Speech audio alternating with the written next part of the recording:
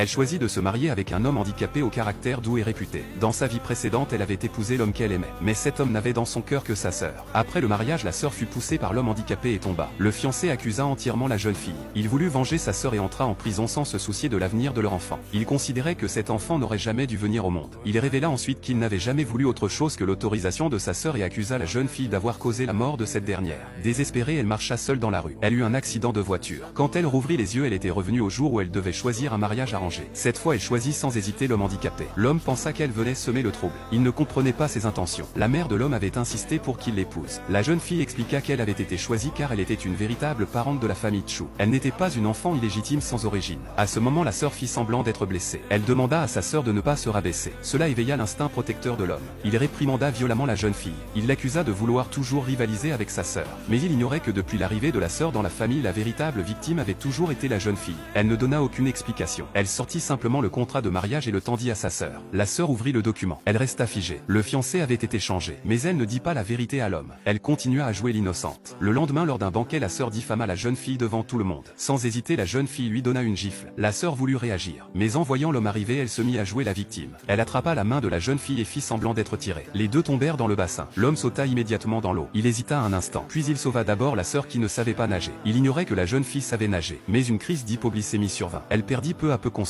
Dans son esprit flou, elle se souvint de son enfance. C'était elle qui avait sauvé cet homme de la noyade. Elle s'était évanouie ensuite. Depuis ce jour, elle avait appris à nager. Alors qu'elle était sur le point de céder, l'homme handicapé envoya quelqu'un pour la sauver. Une fois hors de l'eau, l'homme expliqua qu'il savait qu'elle savait nager. C'était pour cela qu'il avait sauvé la sœur en premier. Avant qu'elle ne parle, la sœur l'accusa. Elle affirma que la jeune fille l'avait poussée. En entendant cela, l'homme saisit le bras de la jeune fille. Il l'insulta violemment. Il la traita de personne cruelle. Alors la jeune fille accepta ce jugement. Elle décida d'agir comme il le pensait. En partant, elle vit son fiancé handicapé qui observait la scène. Il lui donna doucement une couverture. Il révéla aussi à l'homme toute la vérité. La sœur avait poussé la jeune fille dans l'eau. L'homme remarqua le bracelet de la sœur. Il se souvint qu'elle avait toujours prétendu l'avoir sauvée autrefois. Il choisit malgré tout de croire la sœur. Il ignorait qu'elle mentait depuis des années. En voyant cela, la jeune fille perdit tout espoir. La veille du mariage, elle chercha la robe que sa mère lui avait laissée. Mais la robe avait disparu. En sortant, elle vit sa sœur la cacher derrière elle. Elle tenta de la reprendre. Dans la lutte, la robe fut déchirée. À ce moment précis, l'homme arriva. Il repoussa la jeune fille. La sœur piétina la robe exprès pour la provoquer. La jeune fille furieuse voulut la gifler. Mais l'homme la frappa à son tour. À cause de l'hypoglycémie, elle s'évanouit. L'homme ne put finalement pas la laisser ainsi. Il la prit dans ses bras et l'emmena. L'après-midi, la jeune fille recousait silencieusement la robe. Elle ignora totalement les excuses venant de l'extérieur. Elle ne croyait plus en lui. Le jour du mariage arriva rapidement. Assise dans la voiture de mariage, elle fut arrêtée. L'homme pensait que la personne dans la voiture était la sœur.